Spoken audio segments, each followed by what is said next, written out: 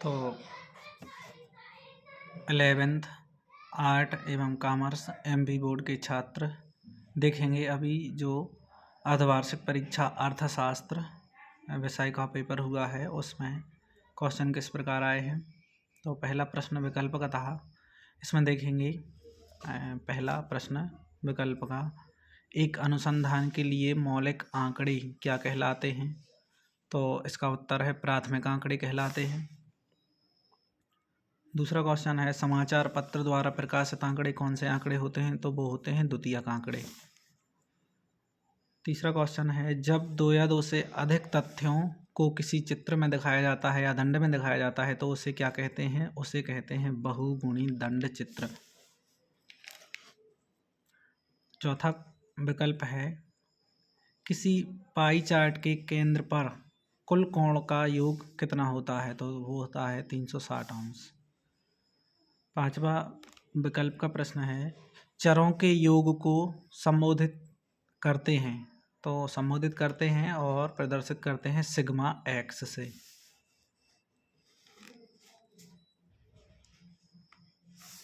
यहाँ पर सिग्मा का मतलब होता है योग और एक्स का मतलब होता है चर। छठवां क्वेश्चन है वर्ग अंतराल 75 और 80 का मध्य बिंदु क्या है या मध्य बिंदु है। मध्य बिंदु मतलब मध्य मूल्य होता है और इसको कैसे ज्ञात करते हैं। ये वर्ग की निम्न सीमा है, ये वर्ग की उच्च सीमा है, दोनों को जोड़ के और 2 का भाग दे के। तो इस प्रकार से करते हैं इसको L1 प्लस L2 बटे 2 द्वारा भी प्रदर्शित करते हैं। तो इस प्रकार से दोनों का योग होगा 150 और 2 का भाग देने से 75 आ जाएंगे। अगला प्रश्न था मतलब दूसरा प्रश्न रिक्त स्थान का था जिसमें क्वेश्चन दिए गए थे। पहला क्वेश्चन है बहुलक वह मूल्य है जिसकी आवृत्ति खालिस्तान बार हो। तो अधिक बार होती है। जिस चर की या जिस मूल्य की आवृत्ति अधिक बार हो उसे बहुलक कहते हैं। माध्यिका यानी कि माध्यिका समंकमाला को खालिस्तान भागों में बांटता है। तो 2 बराबर भागों में बांटता है। अगला है तीसरा सांख्यिकी खालिस्तान का विज्ञान है। तो ये आंसर आ जाएगा इसमें खालिस्तान में गणना, क्योंकि सांख्यिकी गणना का विज्ञान है और ये कहा है बाउले ने अपनी परिभाषा में। अगला है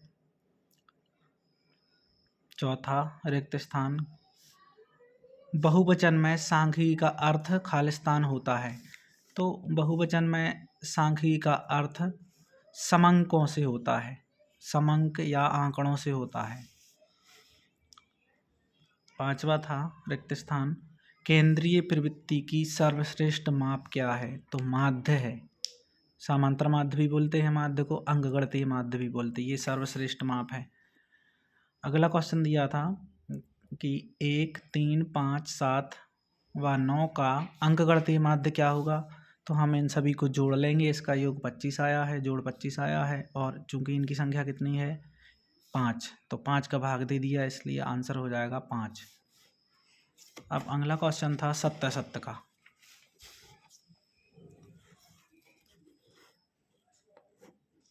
सत्य में देखेंगे चरों के बीच सहसंबंध होने पर r का मान 0 होता है। चरों के बीच सहसंबंध होने पर, चूंकि मैं गलत पढ़ रहा हूँ, ये क्वेश्चन है चरों के बीच सहसंबंध ना होने पर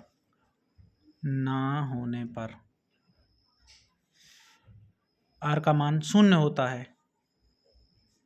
ये सत्य है। कार्ल पेयरसन का सहसंबंध गुणांक ±1 से अधिक हो सकता है। ये असत्य है क्योंकि ±1 से अधिक नहीं होता। सूचकांक तुलना योग्य नहीं, तो ये असत्य है क्योंकि सूचकांक तुलना योग्य होते हैं।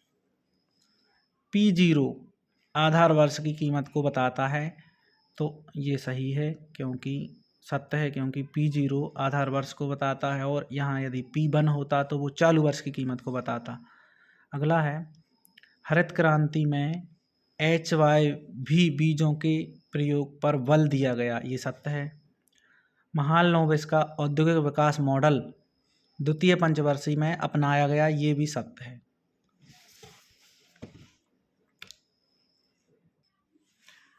अगला प्रश्न जोड़ी का था, चौथा जोड़ियां बनानी थी। तो पहला क्वेश्चन था जोड़ी का, नई आर्थिक नीति, इसको मैच करना था। 1991 में लाई गई थी नई आर्थिक नीति। नवरत्न उद्यम, नवरत्न उद्यम हिंदुस्तान एरोनॉटिक्स लिमिटेड।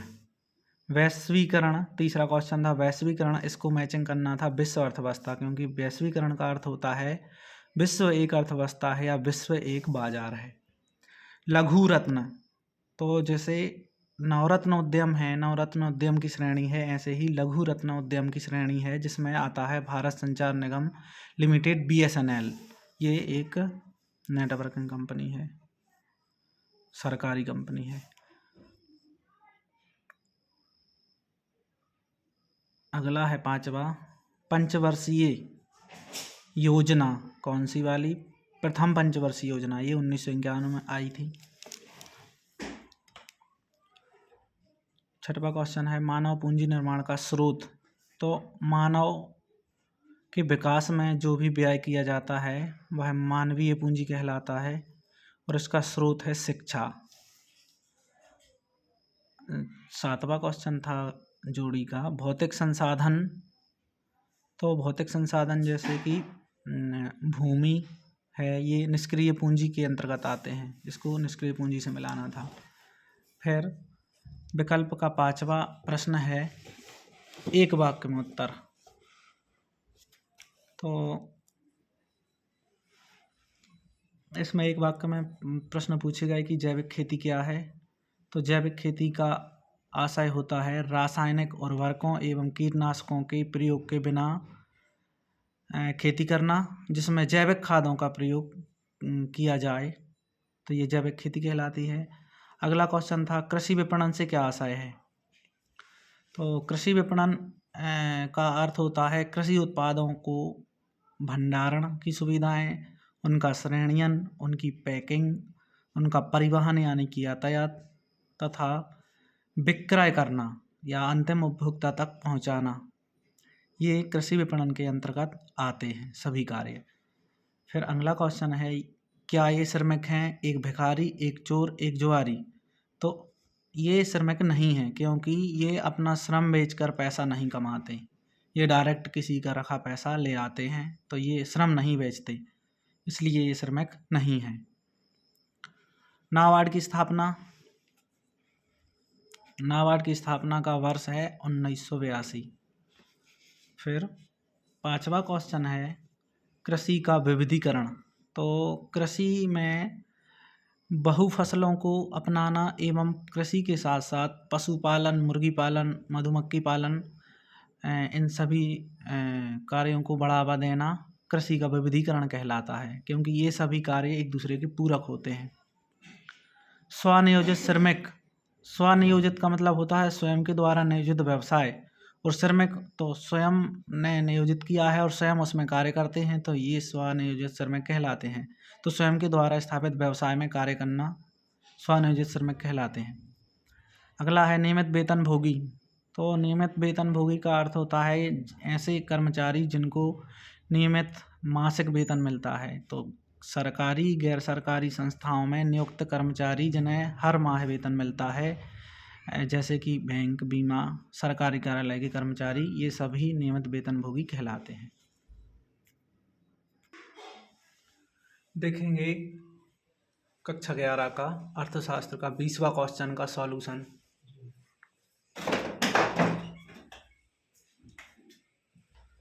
क्वेश्चन दिया है वर्ग और आवृत्तियां 5 से 10 0.5 आवृत्ति, 10 से 15 0.3 आवृत्ति, 15 से 20 10 आवृत्ति, 20 से 25 2 आवृत्ति, 25 से 30 10 आवृत्ति। तो हम यहाँ पर इस तालिका में 4 कॉलम खींचेंगे, 2 कॉलम ये हो गए, तीसरा कॉलम रहेगा मध्यमान का। मध्यमान कैसे निकालते हैं, क्योंकि वर्ग को देखेंगे L1 L2 L1 plus L2 बटे 2, तो 5 धन 10 बटे 2, 15 बटे 2, जिसका भाग देने से 7.5 आएंगे। ऐसे ही यहाँ पर इसका वर्ग है 10 से 15, जिसका योग होगा 25 बटे 2 मान रख देने पर, जिसका आंसर आएगा 12.5। अगला वर्ग है 15 से 20। 15 से 20 जोड़ लेंगे, 35 जोड़ आएगा, 2 का भाग दे देंगे 17.5। 20 से 25 इसका जोड़ आएगा 45 बटे 2 और भाग देने पर 22.5। अगला है 25 से 30। 25 से 30 का जो योग होगा 55 बटे 2 और भाग देने पर 27.5 आ जाएंगे। अब अगला जो कॉलम है वो रहता है आवृत्ति और मध्यमान का गुणा, तो गुणनफल। कॉलम का नाम क्या रहेगा, मध्यमान व आवृत्तियों का गुणनफल FMV। तो यहाँ पर एक बार फिर से हम लिख लेंगे, क्योंकि आवृत्ति कितनी है इस वर्ग की 5, तो 5 और गुणित इसका आंसर कितना आया था 7.5, इसका गुणा करने पर आ जाएगा 37.5। अगला वर्ग जिसकी आवृत्ति है 3, तो 3 ले लिया, गुणित इसका मध्यमान आया था 12.5, गुणा करने पर आ जाएगा 37.5। अगला है 10 आवृत्ति और इसका मध्यमान कितना आया था 17.5, तो गुणा हो जाएगा तो हो जाएगा 175.0, यानी कि 10 का गुणा होने पर ये हो जाएगा 175। और अगले का आवृत्ति था 2 और इसका 22.5 गुणा होके हो जाएगा 45.0। और अगले की आवृत्ति है 10, 10 का गुणा इसके मध्यमान में हुआ 27.5 में, तो आ जाएगा 275। तो अब हमें क्या करना है, आवृत्तियों का योग करना है, जो सिग्मा F कहलाएगा 30 आ रहा है। और यहाँ पर जो FMV यानी कि गुणनफल निकाला है इसका योग करना है, तो इसका योग आ रहा है 570.0। अब इसका समांतर माध्य ज्ञात करना है, क्योंकि ये कहलाती है सतत श्रेणी। सतत श्रेणी, सतत श्रेणी में ये विधि रहती है, ये तालिका होती है, उसका सूत्र होता है सतत श्रेणी में समांतर माध्य की गणना का सिग्मा FMV बटे सिग्मा F। तो हमने सिग्मा FMV का योग निकाला है, जोड़ निकाला है 570, और सिग्मा F बटे रखना है तो उसका मान आ रहा है 30। तो यहाँ सॉल्व कर देंगे तो 0 से 0 कट जाएगा। अब 3 का मान भाग देना है 57 में, तो 3 एकम 3 और 5 में से 3 गए, बचे 2, हो गए यहाँ 27। 27 में 3 का भाग कितने बार चला जाएगा, 9 बार, तो यहाँ से आंसर आ जाएगा 19। इसका फाइनल आंसर है 19। तो देखेंगे 20वां क्वेश्चन का अथवा आया है, बहुलक की गणना करना है, और उसमें क्वेश्चन में दिया है x और f यानी कि चर और आवृत्ति। तो ऐसे दिए हैं, x दिए हैं 25, इसका f दिया है 7, ये चर माने सीरीज होता है, और इसका f मतलब होता है फ्रीक्वेंसी। तो 25 का 7 दिया है, 26 का 14 दिया है, 27 का 30 दिया है, 28 का 28 दिया है, 29 का 35 दिया है, 30 का 34 दिया है, 31 का 16 दिया है, 32 का 14 दिया है, 33 का 36 दिया है, 34 का 16 दिया है। अब चूंकि बहुलक की गणना करना है, बहुलक का अर्थ होता है जो पद बार बार आया हो या सममित श्रेणी में जिस पद की वैल्यू, जिस पद की आवृत्ति अधिक बार हुई है, जो अधिक बार आया है।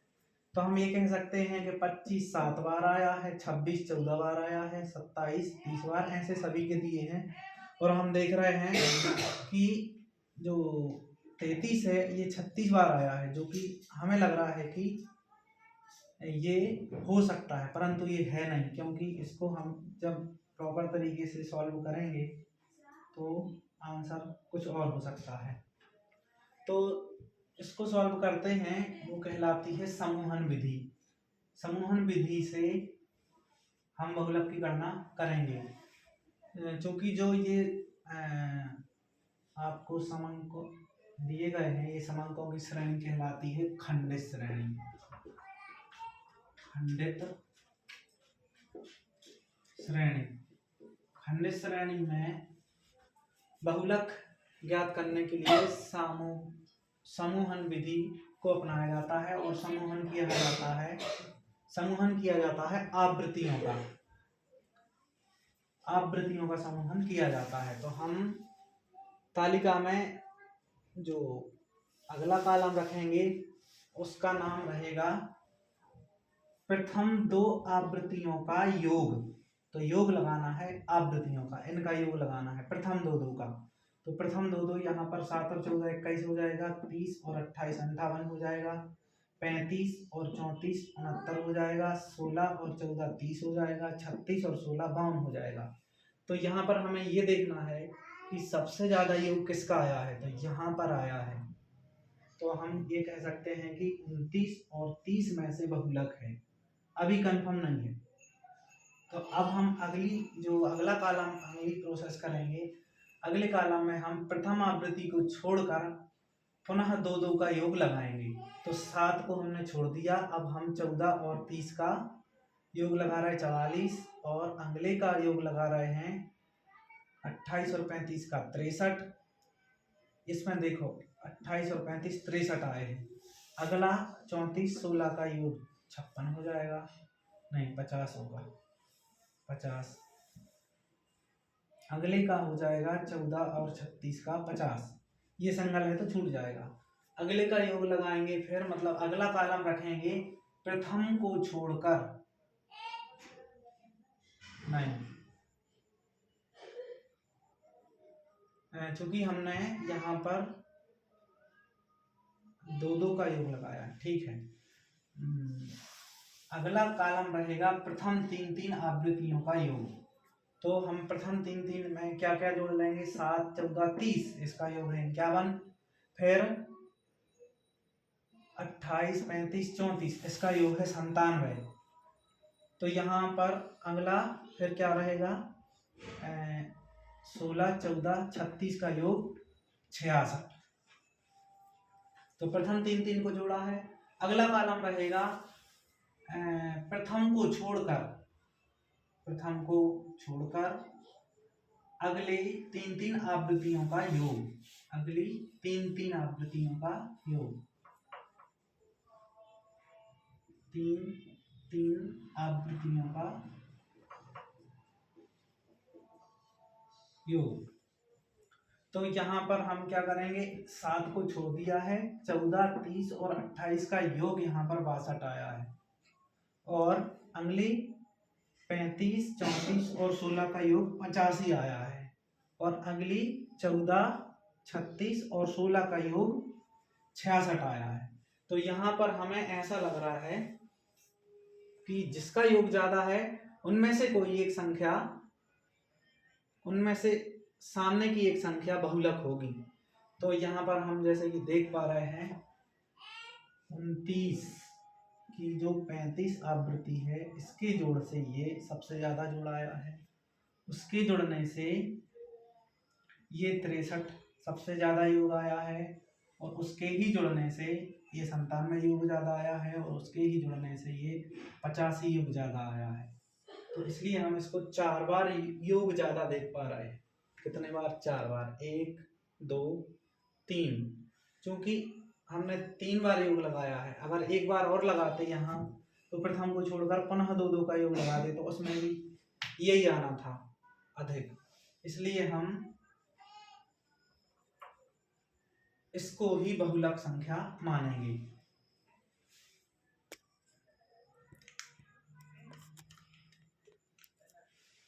तो हम तालिका के नीचे लिख देंगे